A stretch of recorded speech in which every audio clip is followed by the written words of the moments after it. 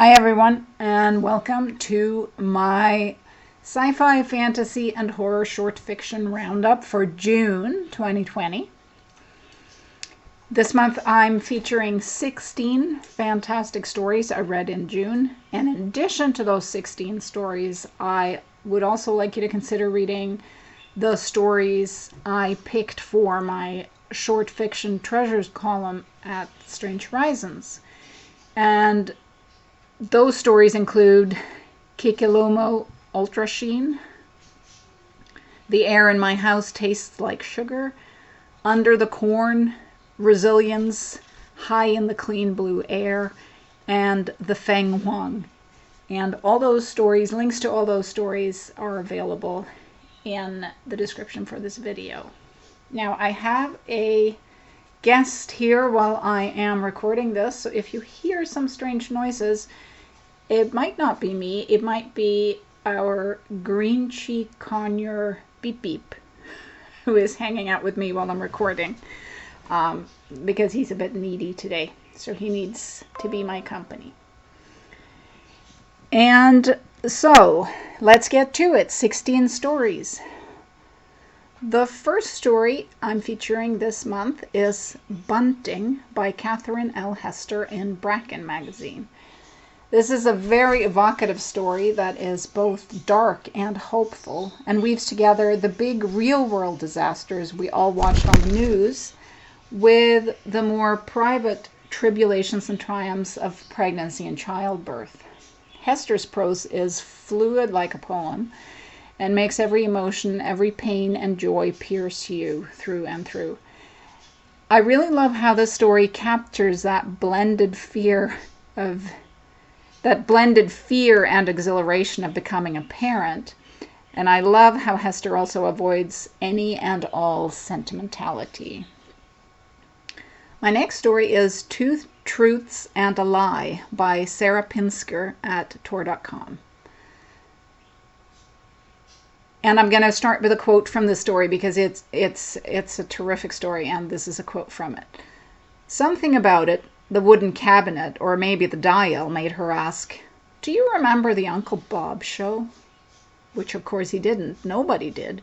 She had made it up on the spot, like she often did. Which was why it was so weird that Marco said, "Yeah, and the way he looked straight into the camera, it was like he saw me, specifically me, scared me to death. But he said, 'Come back next week,' and I always did because I felt like he'd get upset otherwise." End quote.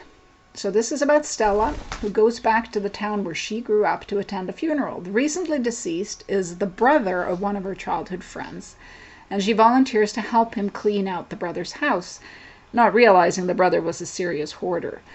While going through the detritus of the house, Stella does something she's done throughout her life. She makes up a lie and casually slips it into conversation. But this time, strangely enough, the lie seems to be exactly what really happened.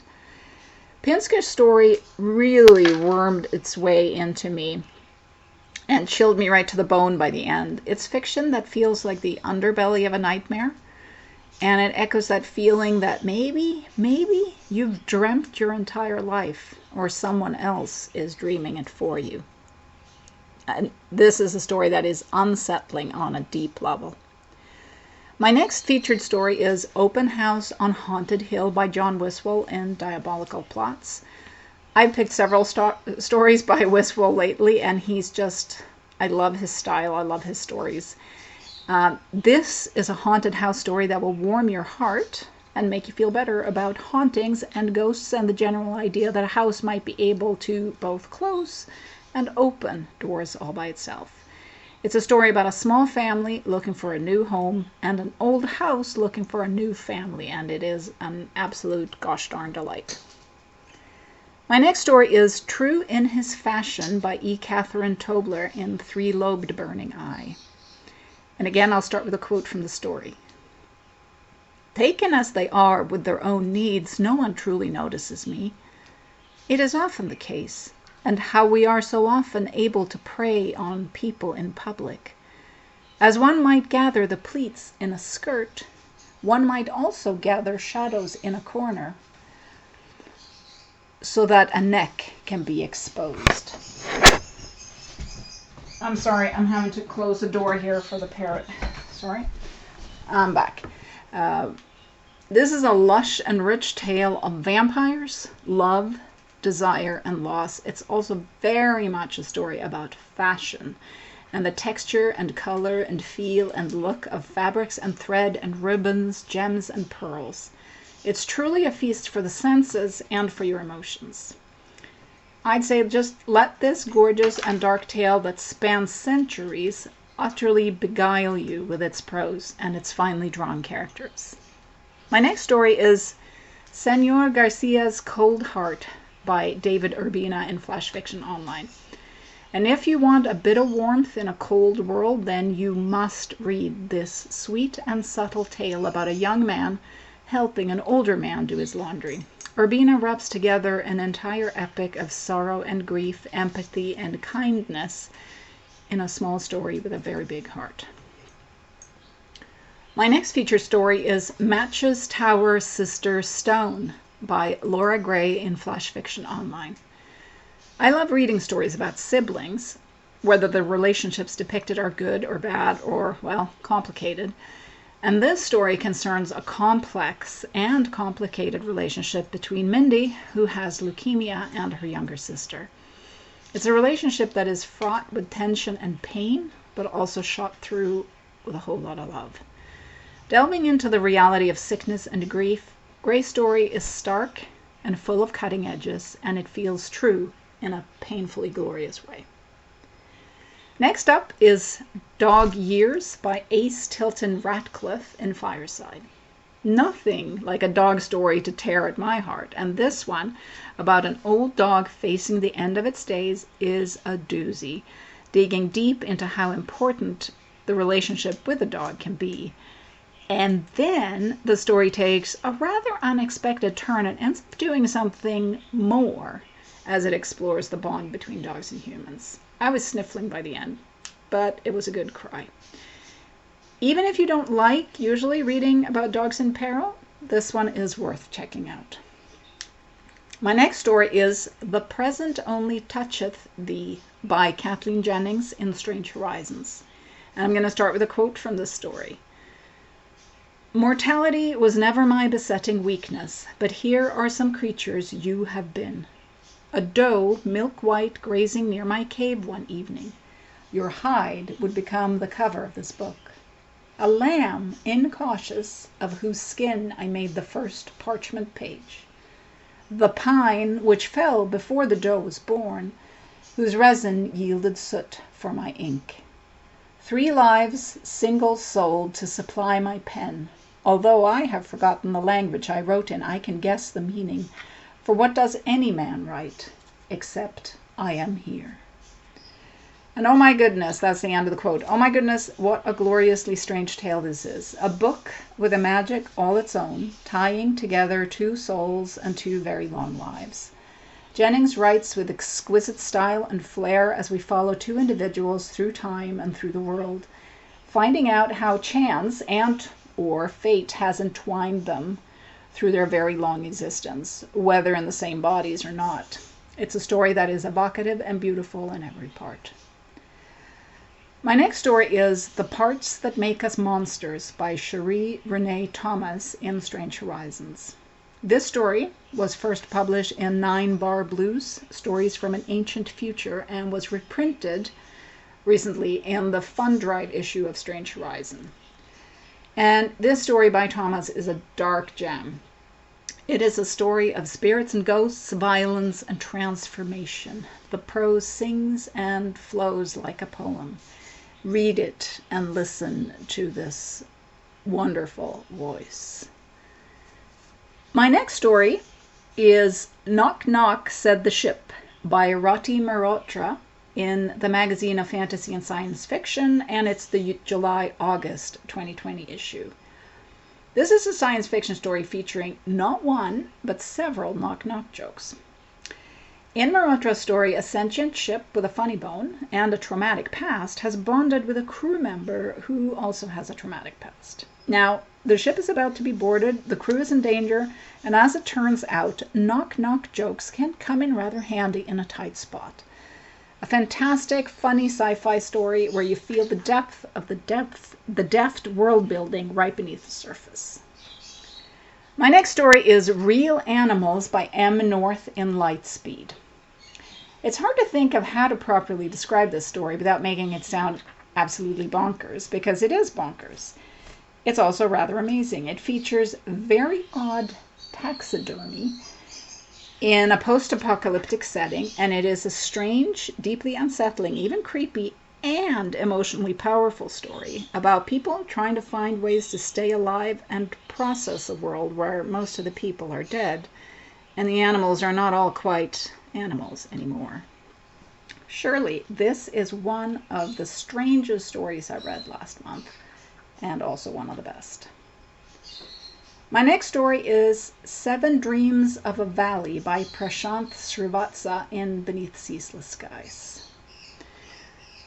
This is a story told by a prison guard, wrapped in dreams, woven into another story that twists itself into the waking world. Yeah, Srivatsa's story is a rich and lustrous tale, and by the time I finished reading it, I went right back and read it again. There is a striking lush beauty to the prose here, as we're told the story of a prison and of Kalmashi, who is brought there as a prisoner of the emperor. I'll read a quote from the story. They had trapped her with cymbals and salt and enveloped her in chains of ivory smeared in holy water. In whispers, she was a witch, an alchemist who had been flushed out of her smelly hole, but she carried no wand, and certainly no tools with which she could fashion any sort of sorcery upon us. It's a must read. My next story is Those We Serve by Eugenia Triantafilo in Interzone 287. It's a quiet, tender, achingly piercing story about life and love and memories, about what it means to be human and what makes us real to ourselves and others. On a Greek island, copies of actual humans do the jobs no one else is there to do. Manoli carries the memories of original Manoli, but is fully aware that he is only a copy, not a real person, not free to leave the island, and incapable of living a real life. Or is he? This is a beautiful, sad, and ultimately hopeful tale. My next story is The Stone Mason by Danny Rhodes in Black Static 75. A stonemason is working on a statue in a church, and as his work progresses, he increasingly feels watched by a malevolent presence, while the statue he is creating never seems to take quite the shape he wants it to have. Rhodes' story is a masterfully written piece of horror, weaving together the stonemason's life and memories and past with the craft of shaping stone. I love the atmosphere of dread that permeates the story, and the way the darkness deepens as the tale is told. This is my kind of horror, tying together an already present internal darkness with external terror. Next up is Dresses Like White Elephants by Meg Ellison in Uncanny Magazine. This is a story that explores the use and power of magic in an unexpected place, a place where Benny, a drag queen, is looking to acquire a dress. And there is so much I love about this story. The intense personal connection that happens at the end, and the salty language, for example. But maybe what I love best is the way Ellison makes you see and feel and almost hear the rustle and texture and sheen of fabric, and how intimately she writes about sewing and clothing, fashion and fabric. The final story pick for this month is a bit of a cheat. It's called 5 Reasons for the Sign Above Her Door, One of Them Unspoken by Issy Wasserstein in Abyss and Apex. It is a slight cheat to include this piece of fiction since I read it in early July, but I'm late with this roundup and I wanted to include this finely wrought and fierce story. Lilith is a chimera, and she runs a hostel for others like herself who are not always welcomed or even tolerated in society. She is used to people coming to her hostel as voyeurs or to attack the residents, and she will have none of it. Read this for the fire beneath the words, and read it for the prose that sings on the page. Wasserstein has also written a must-read essay about the origins of the story, and that essay is available in the links. It's called I Am Invisible, Trans Communities and the Cis Gaze. And those were all my story picks for this week. Thank you so much for listening or reading, and I'll see you next month. Stay safe out there.